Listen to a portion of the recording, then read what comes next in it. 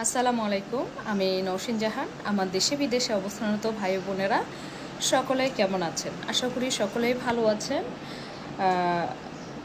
বরাবরের মতো আমার শ্রদ্ধেয়, আমার ভালোবাসার প্রবাসী ভাইদের প্রতি রইল অকৃত্রিম হৃদয় নিংড়ানো ভালোবাসা।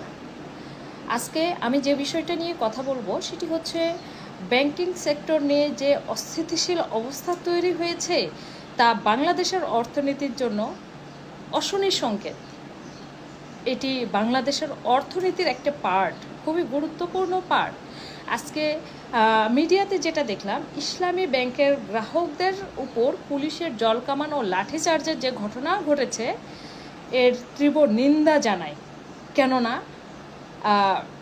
দেশের ব্যাংকিং সেক্টরের পুরো দায়িত্ব বাংলাদেশ ব্যাংকের।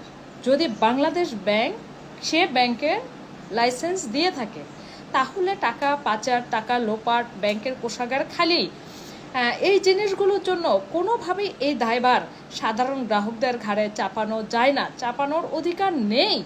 তাহলে আমি মনে করি যারা টাকা লোপাট করেছে, যারা টাকা পাচার করেছে, যারা টাকা পাচারে সহযোগিতা করেছে তাদেরকে শাস্তির আয়ত্তায় এনে এবং শাস্তি প্রদান করে সাধারণ গ্রাহকদের যে আমানতের কষ্ট অর্জিত আমানতের টাকা ব্যাংকে রয়েছে সেই আমানতের টাকা ফেরতের নিশ্চয়তা প্রদান করা।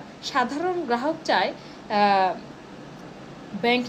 ব্যাংকে তাদের যেটা আমানত আছে, আমাদের যা ব্যাংকে আমানত আছে সেটি সুনির্দিষ্ট রোডম্যাপ এবং ফিরিয়ে পাওয়ার সুস্পষ্ট রোডম্যাপ তারা চায়, আমরা চাই, প্রবাসী ভাইয়েরা চায়, সিনিয়র সিটিজেনরা চায়, সাধারণ আমানতকারীরা চায়। তাহলে সুনির্দিষ্ট রোডম্যাপ নাই, কবে টাকা ফেরত পাবে, কবে টাকা ফেরত পাওয়ার নিশ্চয়তা আসবে, কবে সুনির্দিষ্ট রোডম্যাপ আসবে, এই টেনশনে অনেকের দিনের কাজ, রাতের ঘুম সব কিছু হারাম হয়েছে। কেননা একটা মানুষের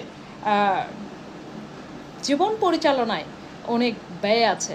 24-25 সালে ব্যাংক যেটা মূল টাকার উপরে ইন্টারেস্ট দিয়েছে, আমানতের উপর ইন্টারেস্ট দিয়েছে, সেটি আমরা আমাদের জীবিকা নির্বাহে খরচ করে ফেলেছি।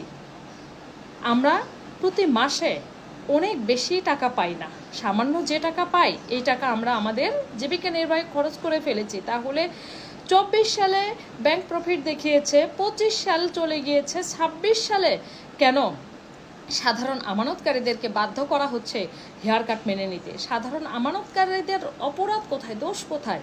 সুতরাং আমার জায়গা থেকে আমি একজন আমানতকারী হিসেবে, একজন ভুক্তভোগী আমানতকারী হিসেবে আমি এটাই বলবো যে বাংলাদেশের নির্বাচিত সরকার, বাংলাদেশের মাননীয় অর্থমন্ত্রী, আপনারা বিষয়টি দেখুন, বাংলাদেশের ব্যাংকিং সেক্টরে অস্থিতিশীল অবস্থাকে অবসান ঘটিয়ে সুস্থ স্বাভাবিক ব্যাংকিং সেক্টরে ফিরিয়ে আনুন।